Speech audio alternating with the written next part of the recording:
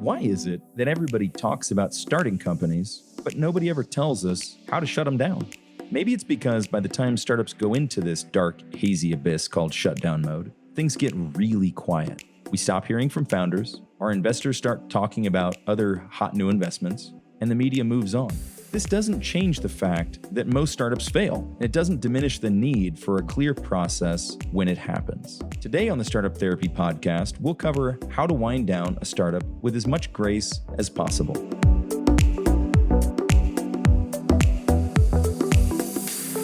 This is Ryan Rutan from Startups.com, back for another episode of the Startup Therapy Podcast. As always, I am joined by my partner, Will Schroeder.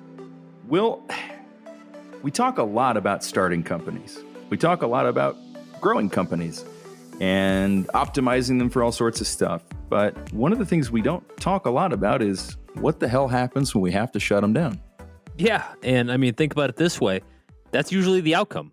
I mean, when we talk about the failure rate of startups, I mean, most startups are going to fail. So if we spend a disproportionate amount of time talking about how to start them, we'll probably spend a little bit of time on how to shut them down. Totally agreed. All right, well, let's dig in. Yeah, well, look, there's a lot of bad ways to shut down a startup, but let's agree that no matter what, shutting a startup down is bad. So for those that are even thinking about it, and it's unfortunate that we have to have this talk, but hey, we have to have this talk, right? For those that are even thinking about it, there's 20 different ways to shut down a startup, ranging from run out of the building while it's flaming, and burning down and saying, so long, suckers, good luck with this, right? to the other end, which is actually just as bad, staying in the burning building until it's nothing but rubble along with you at the bottom, right? Now, yeah. Both of those are terrible ways to shut down a company. What I've learned, having gone through the experience myself, and then certainly coaching other founders and doing the same, there actually is a fairly graceful way to shut down a startup where you and all of the other people involved can be treated as fairly as you possibly can, even in the wake of just, this big calamitous event. Are you talking about joining witness protection? If that's what it takes. I know some founders that would have gladly chosen that as their default option. And maybe it's always my plan A. It's always my plan A. Just escape. But look, like we said, most startups are going to fail. That's the nature of what we do. So as founders, I think it's incumbent on us to teach others as well as learn ourselves what to do when the time comes. That in case of fire drill, where to go and really how everyone's affected. Because at the time, and I'll just set this up a little bit at a kind of a higher level. I think at the time when the startup is on the brink of heading the wrong direction, founders just kind of know, right? It's kind of like when you know a relationship is going the wrong direction. You don't want to admit it. You can't necessarily put it all on a piece of paper. You just sort of know. Yeah. It's one of those gut feelings that tends to be correct. But here, something I never thought about before.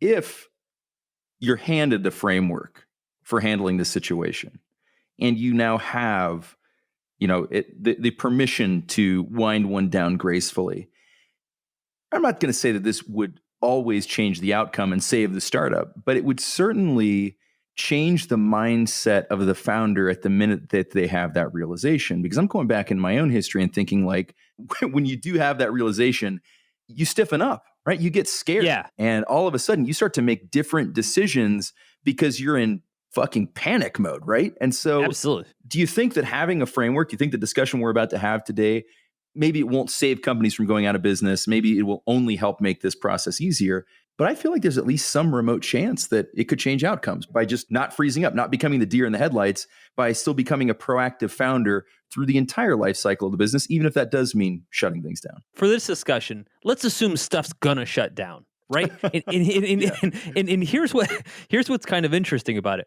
Yes, in this discussion, things are going to shut down. However, this is what I was alluding to a minute ago. As founders, we don't really believe that. We'd be shitty founders if we actually believed at the first sight of a problem that things were absolutely going to shut down. Our problem, and we should talk about this today, is we hang on way too long. We are the captain at the bottom of the ocean, the last person on the ship. long past the point everyone else is already paddled back to shore, right? Yep, it's me and my co-founder, Davy Jones, down here in if you think that, you're the only one holding on too long, man, it's you and everybody else. And Ryan, you and I have been through this ourselves in our own companies. We've had some successes, but we've had plenty of failures. And I've rode some stuff to the very bottom of the Mariana Trench of the ocean, right? I mean, like as far as it could possibly go. And here's what I do know, and this goes back to your framework question. It is possible to shut down a startup in a methodical, intelligent, mature way that deliberately treats each of the stakeholders, including yourself, by the way, with respect and with consideration that they normally don't get. Caveat. Yes. Everyone's still going to be disappointed, right? Maybe right. Best case, right? And it doesn't end with a party. Like, we shut this down so well, let's celebrate. Yeah, that never happens. It doesn't. But like anything else in life, there's certain things that even in a shitty situation, you can go out like a gentlewoman, right? You know what I mean? Like you can treat the situation with the kind of respect. Here's the challenge. Chances are, hopefully, this is the first and maybe only time you'll ever do this. So why the hell would you know how to do it properly? And just like we were talking about, no one ever talks about it, right? No one ever walks you through this stuff. So we're going to do it. That's what we're going to do today. We're going to walk you through how to shut startup down gracefully, how to make sure you don't pull yourself further into the trench or the bottom of the ocean, which typically happens, and how to walk away with it with a renewed set of conditions. Awesome. So do we want to take this from a stakeholder perspective? Who do we talk about first? Who is important here?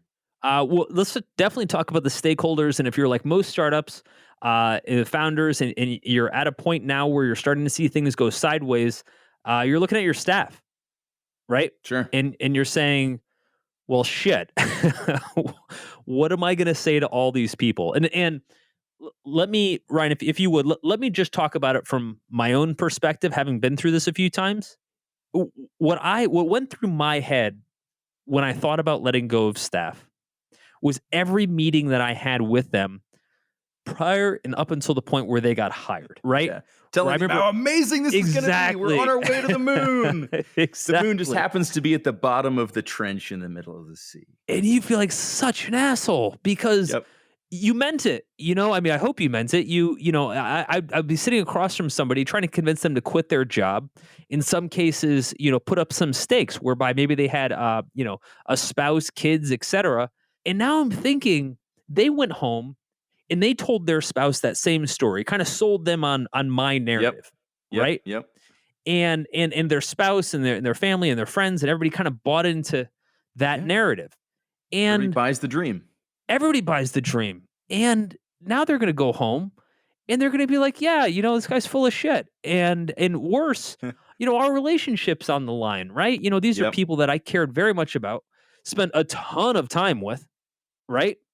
And now I'm disappointing them. It reminded me when I first went through it, like breaking up with my girlfriend 50 times in a row on the same day, right? And then like talking to all of her friends and her family and spending the next 10 Thanksgivings with them. Yeah, it's awful. And so I would do anything to avoid that fate. Now here's where that becomes a problem. I will do anything. I will do a ton of things to avoid that fate, which could also include things that I shouldn't have done.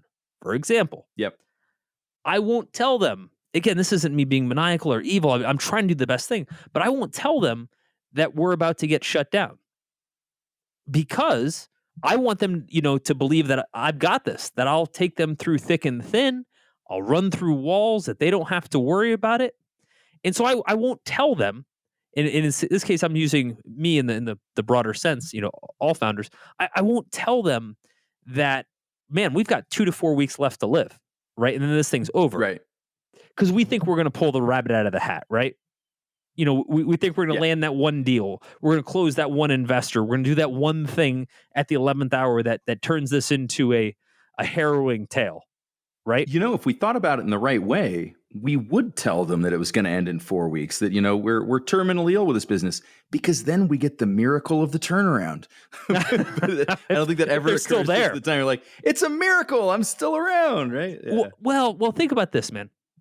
Think about how hard we worked to recruit all of those people, especially in some cases where you're talking about competitive job markets, particularly things like engineers or marketers. Highly employable people at the first sign of trouble have the opportunity to just go get another job. Now, not everybody does. Yes. And even if you are highly employable, I think people underestimate the amount of friction it does take to switch jobs. So most people will hold on to their job longer just because, again, it is a high friction thing. But still, as the founders, we're sitting here thinking, man, it took so much to get that engineer to come work for me, right? If I send an early false signal that this business isn't going well, and then they quit, and then I actually still need them because, I land that funding round or I land that one customer, et cetera. Well, fuck, right? Then I lose on both accounts. I lost the engineer and I pulled the company around, right? Which, doesn't mean anything if I lost the people that I needed to pull it around with. That's right? Exactly right. Yeah. Now I saved the ship. The crew are all in dinghies hundreds of miles away. What am I supposed to do now? Exactly it, right? Sucks. And so I've been through this a couple times where I've had to sit down with the staff and say, listen, everyone, we're out of money, right? Like, we've got X amount of time left. Here's what I found. Number one, there was never a case where this was a surprise to anyone, right? I mean, like, it's not like our employees have no idea what's going on, right? We figured it out when you stopped getting haircuts and shaving, Ryan, 3 months ago. I know. It's like, and so the mistake I would have made would not give them enough credit, as if they're waiting for this definitive answer before they have any context whatsoever that I've been stressed out 24/7, or that they're seeing some past due bills show up, right? It's really funny. It's really funny because we pat ourselves in the back for hiring these really, really smart people. And then when we get in these situations, we assume that they're dumb enough not to understand what's going on. Like, let's remind ourselves, we hired really smart people. They probably know what's going on. Right. And so what I found to be particularly helpful is to kind of break this warning system down into 2 stages, right? And I just think it's just the right thing to do. Right. And you can manage it however it makes sense in your own org. But what I learned after shutting a few companies down was that if I could give some folks some early signs, not to say that the sky is falling today, but to say shit seems a little bit off. Right. Right. For example, at least get your umbrellas out. This guy might not be falling, but get your umbrellas. And then I say, look, here's the deal. We've got 4 months of runway left in the bank. I'm not saying we're going under. I'm just saying that we have 4 months left, right? Here are the things that we're going to do over the next 4 months to right the ship, right? Here's who we're going to be pitching. Here are the deals that we're looking to sign, so on and so forth. But what I just did there is I gave my staff an opportunity to at least get off the boat if they needed to, versus when they have to. And that's just the right thing to do. Start looking around for which direction to swim if it sinks, right? Land is that way. Here's the other thing that I don't think anybody ever tells you. Your staff doesn't hear this information, and immediately their only response is, go fuck yourself, I'm going to go get another job, right? Sure, there will be some people that do that. And by the way, don't you kind of want them to get another job, right? I mean, in all fairness. Isn't that interesting, right? Because the right team reacts to this information in a positive way, right? Exactly. Not saying it's a positive situation, but when you tell them, here's our 4 months of runway, here's what we need to accomplish in that 4 months to turn that 4 into 5 to 10 to 15 to forever. And then you watch them do it. You help them do it. You empower them to do it.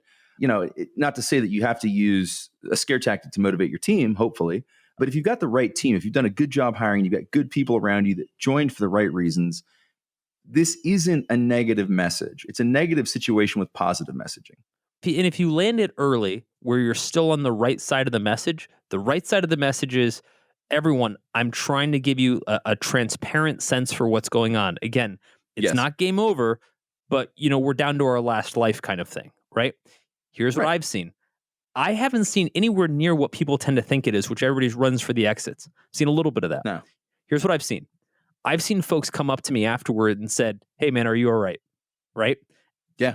Holy cow, actually showed two-way empathy, right? Of course they did, because they cared Right. about you to begin with, right? They didn't sign up to be on your ship for no reason, and they want to see this work. I've seen folks come to me and say, "Hey, I could actually go without salary for a longer period of time. Maybe my spouse Yes. works, or maybe I've got Yes. savings, etc." Or people come to me and say, "Hey, I have a clever way to cut some costs." Amazing. Yep. You all of a sudden realize, and I think this is important, you're not in this alone. And I think the shutdown process, as this thing starts to get closer and closer to D-Day, founders feel more and more retracted, more and more alone. I know I did, right? The last thing you want when you're close to shutdown mode is to be popping out at cocktail parties talking about how your startup's failing, right? Right. You curl up in the fetal position and you don't want to talk to anybody. But it's a good point. It's a good point, though, because by giving them the opportunity to support you, maybe they will. Right. Without the opportunity, they certainly won't. Right. We there's what's the phrase? There are no atheists in foxholes. There are no assholes in foxholes either, because the assholes left. Right. Exactly. So whoever does stick around is there for the right reasons, and they will support you. Right. Maybe to their own detriment, but that's their decision. Right. We're all grown-ups in this. And so I think that, your point is spot on. We need to treat them like grown-ups. We need to give them the information that they need to make whatever decisions they need to make for themselves. And Absolutely. a lot of people will make decisions that are good for you and for them. And that's fine. And it's not unreasonable to ask for help, right? I mean, again, founders don't really think about this. They say, hey, the weight's on me. The company's going the wrong direction. It's all me. It's all me. That's an incredibly self-centered way to look at your company, Sure right? is. To assume you're the only person that has the responsibility for the welfare of the company. And frankly, it's a giant miss to take that away from the staff. Now, again, when you sit up there and you tell your staff that you have 3 months to live, based on the amount of a runway in the bank account, no one's going to high five you, right? This isn't, this also isn't about making you feel good, right? That's not their job necessarily either. But it is an opportunity to say, hey, we're all in this together. I believe very strongly in what we're doing. And this is a hurdle that we're going to try to get past. And chances are, I have to say this, chances are you won't. Chances are, if you're that far along, companies rarely get past that mark. And we'll probably get into that a little bit more into the discussion. But as it relates to the stakeholder that is your staff and those people that you care about, the only way to do right by them is to give them as much advance warning as possible. That's right. Yeah. The wrong answer every time is, oh, by the way, we ran out of money 2 weeks ago. And so the work that you've already done is going to go uncompensated. Sorry, right? You can't do that, right? You've got to give them as much lead time as you can. Let them make their decisions, again, for better, for worse, for their own sake. It's the only option, right? There really is another option. The other option is unconscionable for me. Well, there's also a few other considerations, and I'd be remiss in not bringing this up. There are some complicated labor laws that prevent you from allowing people to show up for work knowing that they are not going to get paid. I mean, some of these labor laws, depending on your state, your jurisdiction, your country, et cetera, fall into the do not pass go directly to jail level. Unfortunately, they don't prevent you from doing that. But if you do that, they prevent you from doing anything else outside of an 8x10 cell and an orange jumpsuit for the foreseeable future. Yes. Look, there are real consequences to this. Correct. And again, I don't want to unnecessarily terrify people, because many startups run into this where, hey, I might not be able to pay the staff, et cetera. What I'm trying to say is, even though it does happen a fair amount, that doesn't necessarily make it legal in most cases. And there's lawyers that are far, far more versed in this than I am. All I'm telling you is I've been through enough of this to know it's not something you can ignore wholesale. I disagree. I think you should be terrified, because not paying people might be slightly terrifying. Going to prison is terrifying. I don't think there's anything other than terrifying about that. So yes, in this case, be terrified. As we said at the top of the show, we're assuming in this case that you absolutely are not going to be able to pay people at some point. We're talking about the path where things don't come back to this rosy comeback victory. We're saying that not only do you have to let the staff know ahead of time, but when you get closer to the point where you're actually going to have to not pay people, it has to sync up with your last payment that you can make to them. If you have a week and a half worth of payroll in the bank and you need to make 2 weeks, you are already out of money. You've already not made payroll. It's important to know That's correct. Yep. So let's talk about who else you're going to have to talk to, because it's a fairly long list. Let's go and up none a of it's step fun. really quick, Please. because we jumped in with staff, and I think that it's probably one of the most important discussions. But I think there may be one that comes just ahead of that, because it may dictate whether or not you have that conversation. And this is with co-founders and partners. Ooh, good point. Good point. Because if you're not sole founder in this case, it may not be entirely up to you as to when to have this conversation and when to be honest. Yep. And so, and I've seen this happen. I've had this happen to me where I felt like we were on the brink of disaster, and I wanted to start. And this isn't me, trying to make myself sound great. I helped to run this thing into the ground, but I had realized that, and I wanted to start to have these conversations. And I had a very optimistic partner who felt like we would be able to make this work and to pull up. And in the end, we did do some things that did course correct. We ended up letting go about half the staff do it, but we were able to maintain some of the company, and it did continue into operations for a couple more years. But it was a huge, and when I say huge, I mean it almost turned into a fist fight at some point. Oh, I bet. That's how emotional it got. Like literally. Intense. Yeah. Yeah. It was super intense. And when you have these deep fundamental feelings, right?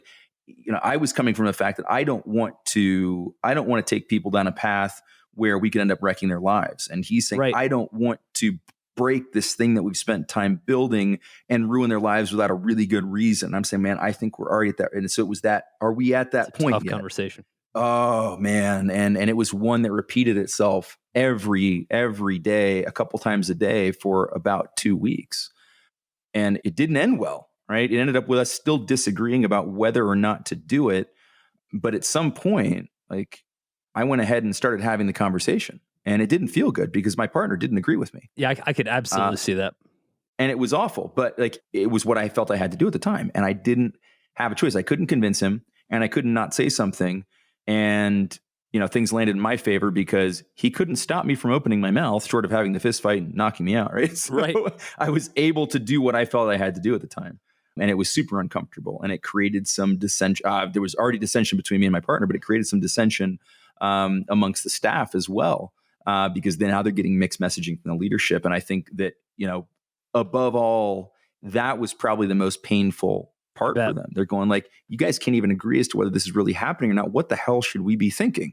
Right. And so we just ended up firing the half that listened to him.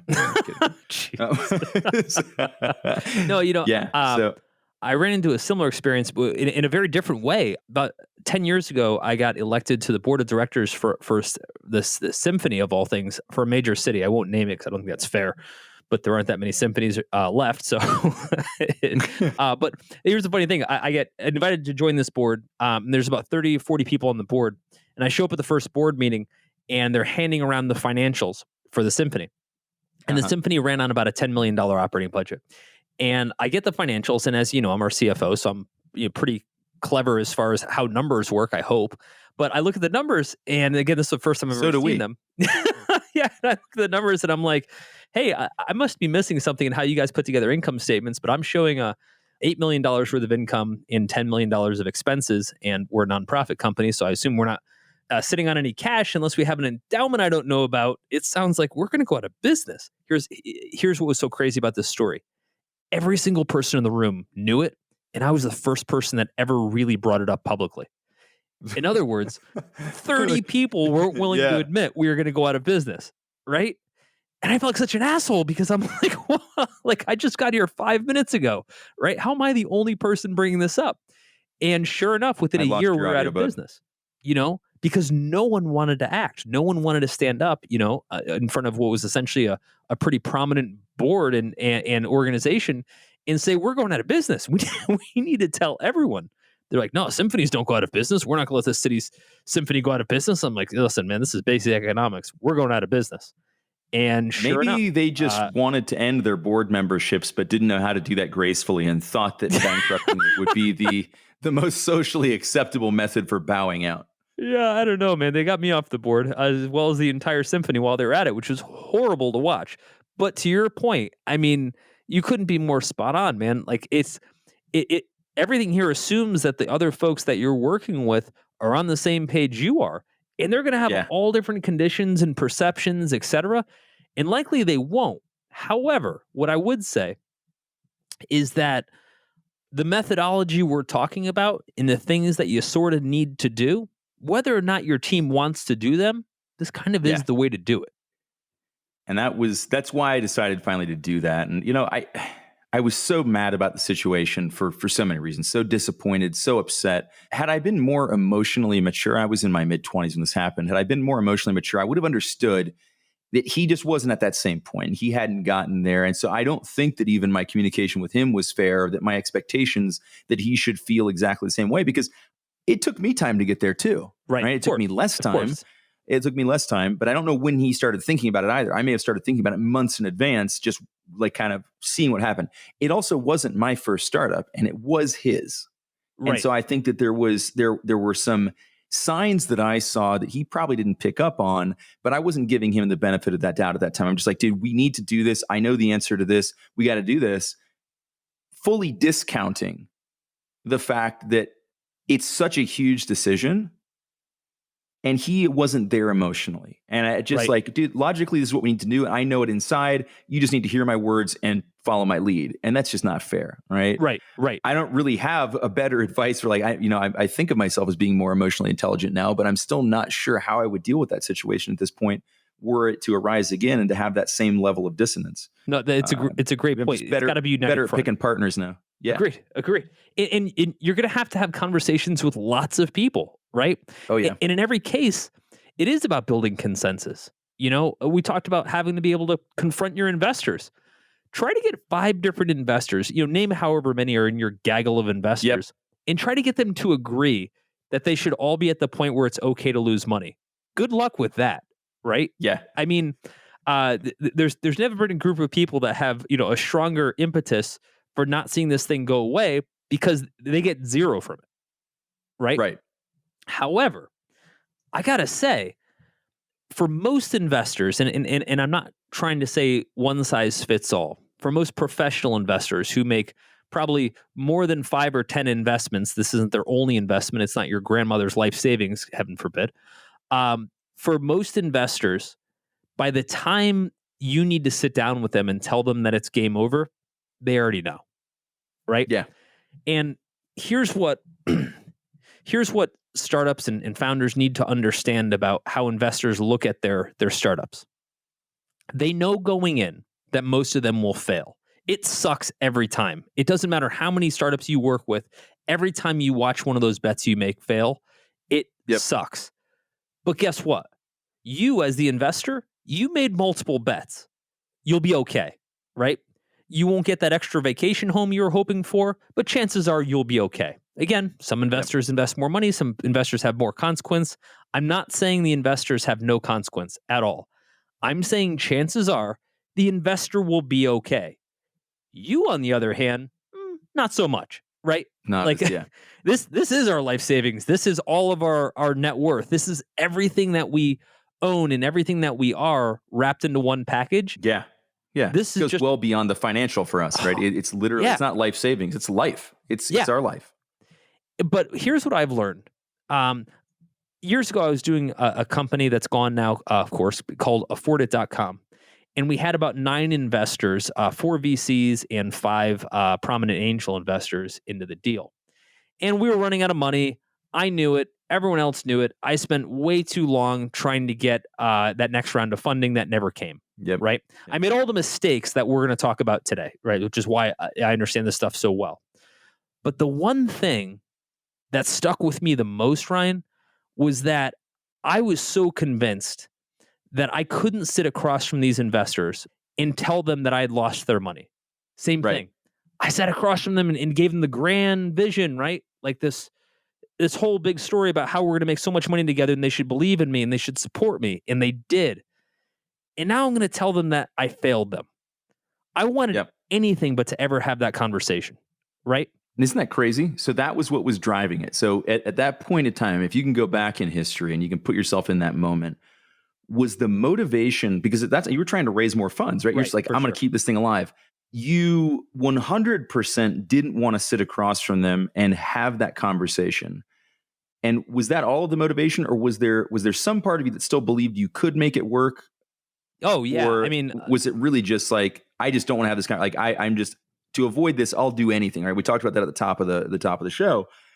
At all costs, right? I'll avoid this at all costs. So was this an additional cost that didn't really have a clear outcome? I'm going to raise the money and hopefully buy myself time to figure it out. Or did you at that point have, like, how deep was the depravity at this point? I guess is what I'm asking. Like, were you sure that you could do something with it? Or was it like, God, I'm going to get the money, so I don't have to have this conversation, and I hope I can do something with it? Well, incidentally, it was a pretty good business idea. And had we been able to raise the money, we actually probably would have made it work.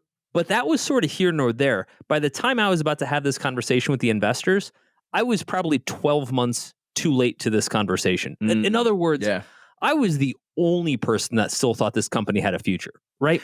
Because remember, investors don't take the same ride you do from a day-to-day emotional standpoint. You know, Ryan, you and I start the business, we build it, we're investing every single second of our attention into just this business. The investor isn't. They were super pumped 4 years ago when they gave us seed capital or some venture, but they've done 100 other things since then, right? And they're far more excited about the other investments that are going to go somewhere than they are worked up about the investment that they made in us. Again, they're not psyched that the investment's gone, but unlike us, they have other places that they can still win. This was our only game, right? So here's what I learned. I finally worked up the courage to talk to these investors, thinking this going to be the worst conversation of my life. And the investors looked at me like I had two heads. They were like, dude, you've been dead for a year. Like, why are you just telling me this now? Right? Like, almost like, you know what I was? Yeah. I was Bruce Willis in, what was the movie where he's dead for like a long time? Sixth Sense. Yep. I was Bruce Willis in Sixth Sense. I was the only person that didn't know I was dead. I was running around and everyone was like I'm not even there. And I'll remember sitting across from the investors and then saying, dude, like, I don't understand why you took so long to bring this up. The one thing I did do well, I clearly whiffed on timing. What I did do well is I didn't point to market forces, even though we were raising money for a financial services company in the height of the financial meltdown. And in retrospect, the timing was god awful. Yeah. But I didn't bring that up. I didn't say that, hey, we're raising it at the wrong time. I didn't blame anyone but myself. I said, look, here are the challenges that we ran into, but I took 100% ownership of it. And I think when I wrote an article about this, I basically said the conversation's this simple. Here's what I was working toward. Here are the mistakes I made. This outcome is on me. We're 100% done. Right?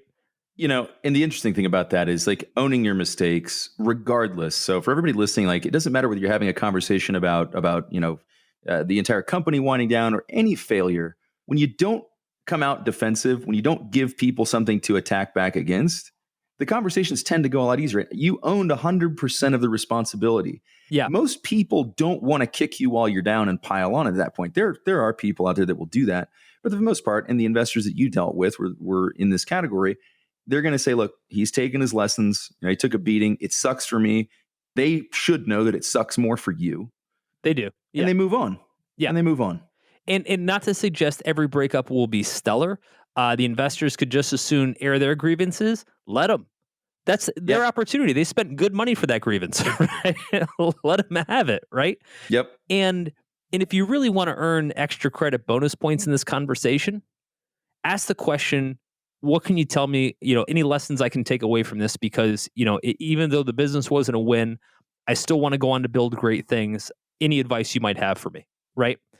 That's just the mature Zen-like thing to do. And by the way, might result in some of the best advice you ever get at a time you need it the most. They could also just scream at you to get out of their office. Yeah, in which case, end of that conversation, right? But I think for a lot of founders, myself included, we dread having that conversation because we think it's very different. We think that they're going to strong arm us or force us to continue to work like an indentured servant. And, and the truth is, they're just, in most cases, are just going to say, yeah, I get it. We're done. Right? Because they already knew. Right? Yeah. If only that was the conversation we saw in our head, any of the 2,000 times we were having it in our head before we had it in reality, things would go a lot smoother. Agreed. Agreed. And so your list of calls continues, right? From there, you basically have to figure out then how to kind of tell the world about this, the world being like all of media and the social now. And man, do people screw this one up, right? Yep. Here's where they screwed up. They don't say anything. Right? They just want to witness protection. Exactly, man. They just want to put their head in the sand. We all do. Who wouldn't? And forget about it. I remember reading something that Hillary Clinton wrote when she lost the election to Trump. She said, "Look, I didn't want to give any speeches. All I want to do is just go home and cry." Right? Yeah. I mean, you know what? And that's Hillary Clinton, right? I mean, of course that's how you feel, right? However, that's not the best solution, right? The best solution, because the narrative is going to get created in your social circles, in the media, and wherever else you're going to get talked about. The only defense here is to come up with your own narrative, right? Yep. Drive it yourself. Drive it yourself, right? And Ryan, you and I have seen a lot of cases where the founder has, reached out publicly. Usually it's the typical Medium post and said, "Hey, we fucked up," right? Yeah. Here's what we're trying to do. Here are the mistakes that we made. By the way, once again, a good opportunity to say these were my mistakes, even if not all of them were. As the captain of the ship, it's your job to own them. And here's what other people could learn from the mistakes we made. By the way, like just great piece of karma. Yeah. And as importantly, here's what I've learned and what I'd like to change the next time that I do this. You know what I mean? It's such an important. I mean, it's cathartic for the founder. Yeah. It's a great growth moment for the founder. To your point, it's such a great share to the community. As much as I hate to see them come up, I don't think I've ever missed reading a postmortem written by a founder, because there's always filled with reflections of our own, fears and doubts and concerns and losses, and filled with lessons about things that we can do to avoid them, or even just commiseration to know that they've happened to other people. It's such a powerful thing to do. And let's be honest, as mortals, it might be the only opportunity we get to write both our eulogy and our epitaph. Agreed. And you know what? It humanizes the process. Because if all you are is the faceless organization / CEO / founding team that just fired a bunch of people or exited a bunch of companies or burned through a bunch of cash, then that narrative doesn't work in your favor. No one's going to come to your rescue and say, "Oh, but they were really sweet people," right? Yeah. All you can do is say, "Look, yes, I fucked up. This, we're here because I fucked up. If things were going really well, we wouldn't be sitting here. But here's what I was trying to do. Here's where it didn't work. Here's where I made some mistakes. Look, this whole process of starting is a series of judgment calls where we all try to make the best calls, and we often don't, right? But if we can admit to that, if we can say, look, here are the calls that I made, here's why I made them. Man, I thought this was going to be a $1 billion company. I was getting big offices and paying big salaries because I was trying to build for something bigger. The fact that we never made $1,000 in revenue in the entire time wasn't what I had in mind. I wasn't just spending money, for the sake of spending money. Here are my reasons, albeit in retrospect, the wrong ones. All right. So let's talk a little bit about this narrative for a minute. And there's a lot more to talk about. This is an incredibly deep topic. I think this may end up being one of our longest episodes. But when we talk about controlling this narrative, how can a founder put themselves in the right headspace to think about what the objective of this narrative should be? We talked about some of these things. Great point. But when you're going through this, what is it that we can do as founders when we're on this downward spiraling path, that we can be thoughtful and mindful enough to have a purpose behind this? Because we've both seen plenty of these things spin out of control. And sometimes that's under the control of the founder themselves, right? They just spin the wrong or a negative narrative. To your point about talking to the investors, they start to blame everybody around them. They start to do all these things. So do you think that there's kind of a standard operating procedure here around, like, here's the narrative that we should tell? I feel like there's going to be a lot of diversity in how these stories get told. But I do think it is important to have some objective in mind as you create the narrative, right? And it's not to cover your ass, for sure, right? And it's not to spin it into the most positive light. I think that, making sure that it humanizes the thing, because I think we also forget that as founders, we might bear the bulk of the brunt, But some of this responsibility is shared amongst all the people that went down with us. Yeah, Right? absolutely. All the employees, they all share some of this, angst or shame or remorse or whatever it is that they end up feeling. And I think that they often, without humanizing this, by keeping it company name and by keeping it founder focused, even, that we're doing them a disservice in the same way we'd be doing them a disservice not to tell them in advance. I think it's really sad when they get left out of the postmortem. Well, I agree. And I think what you're talking about is kind of like giving your equivalent of the shout outs, right? Yeah. In a way that, by the way, not a lot of people expect. For example, in the company taking a header and you're shutting it down, chances are you had very hard conversations with your investors and they chose not to continue to invest in you, right? Not a cool conversation, no version where you have that conversation and you're both smiling when you leave the room. You're pissed. You feel like you've been let down. They're pissed. They feel like you've let them down. But if you could show enough contrition to step back and say, look, Miss Investor, I know that we reached a point where, it didn't make sense for you guys to continue to invest in the company, but I don't want to forget what it took for you guys to have the courage to invest in me to begin with, right? That's just a powerful thing to say, right? Yeah. It's the same with your employees, right? Look, I know this wasn't the outcome that you wanted, but I'll never forget the nights that you spent tirelessly working for this. I'll never forget how important our mission was to you. I'll never forget all these things that you did. The last thing that an employee wants, somebody that's been working their ass off for you, is to think that all their time and effort was forgotten about, even if it wasn't rewarded. You know what I mean? Yeah. And what's amazing is, and we both have personal stories that speak to this. Some of those people will follow you to the next venture. And that has everything to do with how you treat them when this one winds down, right? Agreed. I think we tend to think of these things, and my mistake, but I use the words eulogy and epitaph. And then the reality is we don't die with these things. Right. Right. And it doesn't have to be seen that way. And I feel bad that I use that language now. It's a chapter summary. It's not the end. It is. It's a chapter summary, right? And things move on, right? There's even this notion within a lot of investors that they won't invest in somebody who hasn't already failed at least once, right? Because they know what that's like. They know what it's like to go through. So it isn't death, and it shouldn't be aligned with death. Agreed. But along those lines, I think what we're talking about is showing a genuine appreciation for everybody that was involved and reminding 100%. people why you went through what you went through. It's typically aligned toward a goal that meant a lot to you. And it's important to reflect, we didn't get a chance to do it, but our intentions were good. And yes, we failed, but we didn't fail on bad intentions, right? And correct. And while it doesn't change the outcome, it definitely changes how you were remembered, right? Which, to your point of going on to the next one, is all that you're going to have left to contribute to your next adventure. That's it. That's exactly it. Because it's not going to be forgotten. Right? Agreed. So agreed. How you bottle the good momentum that you had, and how you accept the losses and take responsibility for those has everything to do with what the next step looks like. Agreed.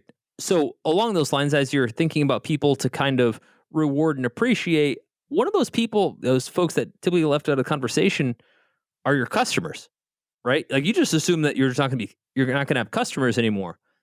Man, yeah, that represents a lot of people. It does, right? And it does. I think not finding a way to give them a gift, and I think it's important for us to spend some time. But what we mean by a gift is a huge miss, because you're talking about all these people who did believe in you. They voted with their dollars or their commitments. You have to speak to them, right? And you have to come at them directly. Yeah. And Ryan, man, we certainly learned this lesson when we bought a company called Zirtual. We did indeed. And so you want to give the quick backstory of what Zirtual was at the time? This is around 2015, a company we acquired. Sure. So on one hand, Zirtual was a rocket ship, and it was growing fast, and things were going really well. Some things happened. Things stopped going as well. It kind of famously had to shut down overnight due to some of those labor laws we talked about earlier. Some small financial mistakes cascaded into a massive disaster, and we were presented with the opportunity to kind of take things over the day after. Right? Yeah, like literally overnight. Overnight. It was literally overnight. We were called and woke up in the middle of the night and started, kicking the tires and doing everything we could to figure out, like, simultaneously do we want to buy this thing? Can we buy this thing? How can we keep it going? And if we could, do we actually want to do that? Right. So it was this weird amalgam of taking over operations and doing diligence and all this stuff at the same time. And we truly didn't know what the outcome would be. We didn't know how viable the business was. We didn't know, whether we would be the right operators for it. We thought we would. And hindsight has proven us correct in that sense. But yeah, it was a situation of extreme uncertainty. And while all startup companies are situations of uncertainty, this one was at the top of my list. It was also interesting. A lot of people don't think about. We shepherded the shutdown of somebody else's company first. So when we bought Zirtual, they had 450 employees and they had thousands and thousands of clients. And if you're not familiar with Zirtual, it's a business that allows you to hire a virtual assistant for usually just a few $100s a month. And the balance of those employees are virtual assistants, of course. But the folks that employ them, the customers in this case of the business, are executives who really need that person. So Zirtual shutting down overnight and damn near without warning was not only a problem to the employees, which is where some press at the time was centered. It was a problem for thousands of companies that were employing those folks. Now, again, to be fair, we took over the company the next day, so it didn't really ever truly go out of business per se. However, didn't make our lives any easier either, right? No, because we had a lot on our plate. At all. So we had a lot of splaining to do. And so what we had to do literally the next day, this is Monday morning, is we had to make a call as to what we were going to do with thousands of customers, right? Many of, all of whom we didn't know, but many of whom we had no idea what they were going to do, et cetera, and represented millions upon millions of dollars in revenue, a lot of revenue. Yep. And we made the call at that moment, and it was a tough call, to basically just say, look, here's what we're going to do. Clients, here's your Zirtual assistants information, right to employment, everything. Hire them directly, ergo cut us out of the process, right? Yep. Our thought process was this.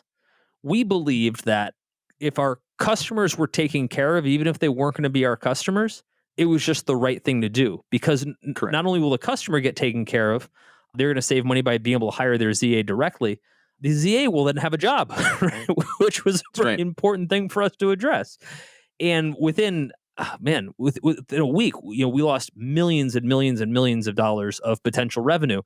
But I got to say, it was one of the best things we've ever done, because we saved a ton of jobs that would have been completely gone. And we did right by a lot of clients. And by way of that, a lot of clients did stay with us. And we, took that and transformed that back into a really healthy, really incredible business.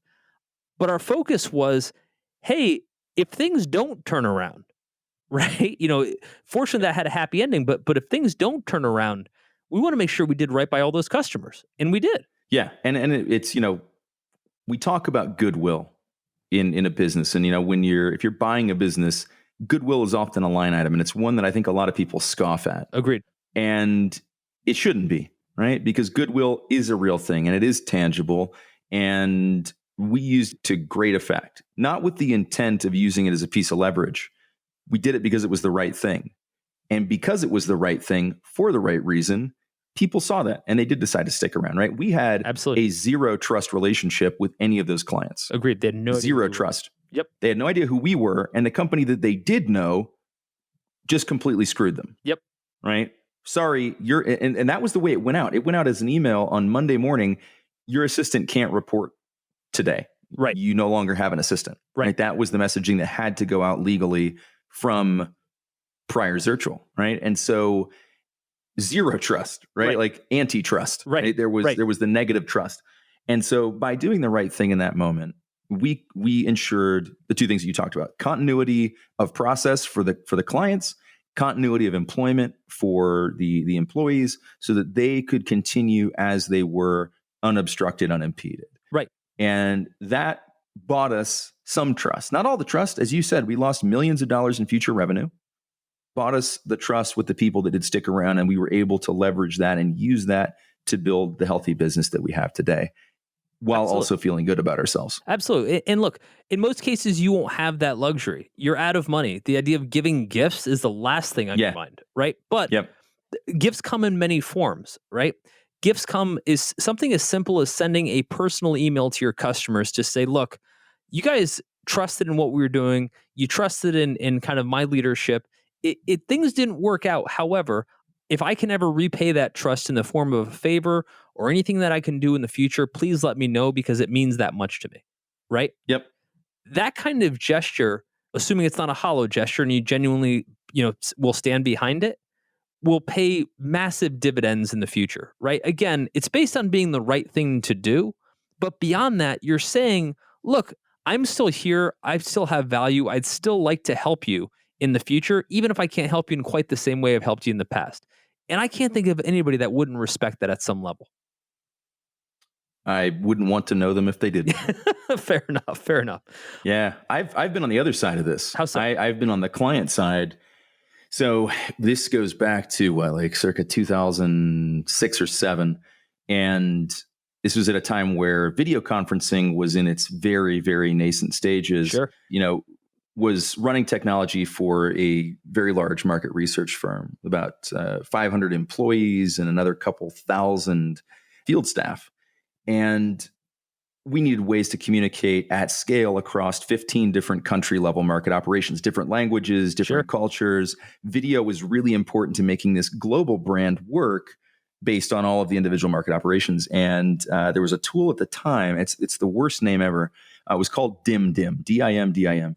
Right? Whatever. It was a great tool. It worked really well. It allowed you to have multiple participants. You could hand off the video chat to multiple people, which you couldn't do before. It was like you could do one-on-one Skype video chatting and stuff like that. But sure. The group mechanism didn't work. And we slowly, over a period of about 18 months, became entrenched in this tool. We were using it for everything. Sure. Internal communications, for focus group conduction. I mean, like all this stuff. We had revenue booked against the ability to use this tool. Wow. For a year and more out. That's tough.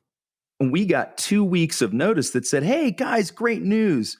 Salesforce is buying us and you're not going to be able to use this anymore unless you buy like their complete package, which for my 2,000 people would have cost me a mint, and the ROI wasn't there. I didn't need the entire system. Oh, it was. And like I was in total, just absolute pull my hair out, house on fire mode.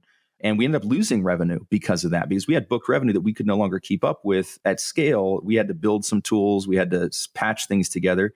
It was a disaster. And to this day, that I still feel a little angry when I think about that, because they didn't have to do that to me. And that's how you remembered, right? Yeah. Well, I'll tell you what, we talked a lot about all the different stakeholders that you need to protect or consider, et cetera.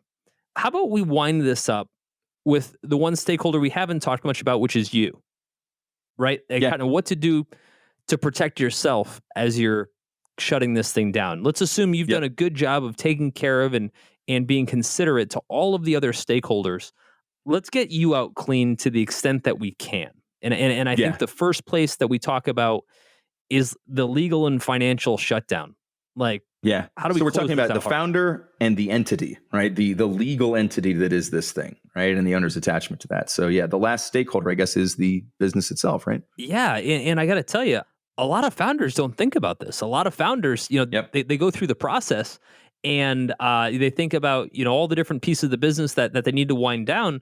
They forget their name's still on a bank account. The IRS is still going to call you next year and say, "Where's your tax returns?" Right? So funny you should say that. I loaned money to a friend once who had run a business into the ground, despite all his best efforts. He did a great job with the company for a long time. Went out of business.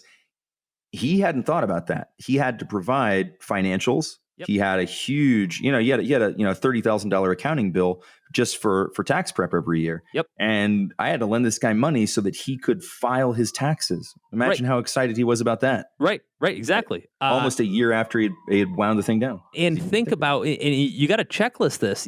Think about every agreement you're tied to, whether it's your cable modem bill at the office, whether it's your Amex bill, everything has to be shut down. Is it a massive pain in the ass? Hell yes, it is. Yes. Right? Yes. Do you have to do it? Yes. You have to shut everything down as much as you can. No loose ends, no reminders whatsoever, to the extent that you can. Now, some stuff just, can or won't be. There's a service level of agreement that you just can't get out of, or anything else like that. But the more you can shut stuff down, not only does it take away some legal and financial liability, but I got to tell you, it just gets some of the overhead out of your mind, right? Nothing is more painful than getting an IRS notice of late taxes on a business that bankrupted you personally. Right? Yeah. The gift that keeps on giving. Exactly. I got to say, we're laughing about it, but it ain't funny, right? No, it's not. And all of these final steps to shut it down, dissolving the entity, filing your final taxes, making sure that all of your different state or local or federal entities aren't still trying to collect employment taxes for employees you don't have, right? Yeah. Dude, I've gotten employment tax bills for companies that I shut down 7 years ago, right? Because their respective state that they may have started in, they keep assuming you have employees until you tell them that you don't. I still get tax collectors calling on basically fake invoices from 2011 from some random company. I mean, it's ridiculous. And again, I didn't know better at the time how thorough you have to be, that just because you stop paying your bills or you say the business is over, no one else thinks it is, and they want to keep collecting. Yep. Yeah. The death certificate has to be signed by someone official. Yeah. And once it is, once you've gotten all those things checked off, a lot of this is just getting you mentally checked out for all the right reasons. Because, what I would say is the real focus, once you've kind of done your rounds with all your stakeholders, close it out and move the hell on. Right? That's right. That's right. Dude, get this out of your head however you can, because most of us, I can't even think of a person that didn't have this fate. We wallow, right? And this it's a different show, different discussion. It's our penance, right? We have penance. We feel like, now I will flagellate myself with the memory for the next 6 months, and continue to feel bad about it because I feel like I should. Right. And the reality is that's a horrible waste of energy and emotion and a disservice to all the people that believed in you, honestly. Agreed. And at that point, the best thing you can do if you really want to talk about how to shut down gracefully is transform all of your time and energy, judo style, into doing something else. No matter what that might be, right? Could be your next job, could be spending time with your family, could be hopefully building another startup if you're crazy enough to do it. But to take all that negative energy and put it into something that you feel really strongly about, right? Just to transform it, right? So that when you see somebody on the street and they say, hey, how'd that startup work out? The whole rest of the awkward conversation isn't just about how it shut down. It's about, oh yeah, we shut that down, but I'm now doing X, Y, Z. Put all your energy into X, Y, Z. And it's of course easier said than done, right? Because you do have to sort of explain around that, right? And if you just immediately move on, then people are like, but didn't you just run something else into the ground? Like, and now you're just really, okay, why don't you go get a job? Why don't you why don't you take some time? Why don't you do something? Why don't you do something meaningful with yourself, right? Like we've all had these conversations and it's painful, but you know what? Let that run off like everything else and just move on. Right. Well, yeah. Whatever it takes to move forward, you got to do it. It will happen at some point. The sooner, the better. Right. I found the best way to shake it off is to go do something else. Right. Literally anything else, but just have the conversation of your life be something other than the thing you stopped working with. Right. Yep. When I talk to founders, who recently shut something down and some that we worked with in different capacities, my first thing is just find something else to put all of your time and energy and excitement around.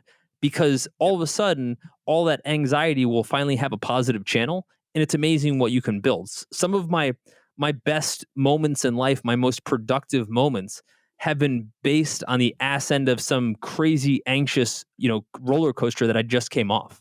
Yeah, for sure.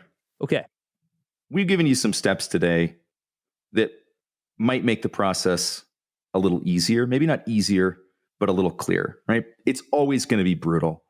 Right. But I think that what we want to walk away with is knowing that we did this in the best way that we could. And I think that a framework like we've talked about today gives you some certainty of the process. Right. It certainly will suck, but it also certainly will end. And I think that it's important to walk away knowing that you did it as best you could so that you can leverage that feeling into going on and doing whatever you do next. If you treat the people, whether it's your employees, your investors, your customers, your partners, with as much dignity, respect, and advance warning as you can, there's a stronger likelihood that they'll be ready to support you when you're ready to do this again. And we certainly hope that you will be ready to do it again.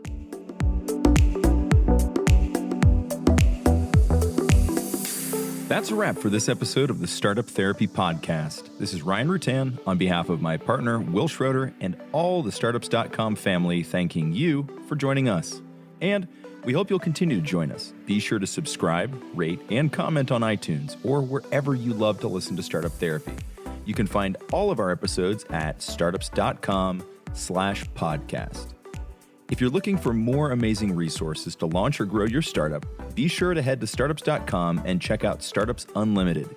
It's everything we have to offer, from our online university to our amazing community of experts and founders, and even all the tools we've built like BizPlan, Fundable, and LaunchRock. It's everything a founder needs. Visit startups.com/begin. That's startups.com/BEGIN. You'll thank me later.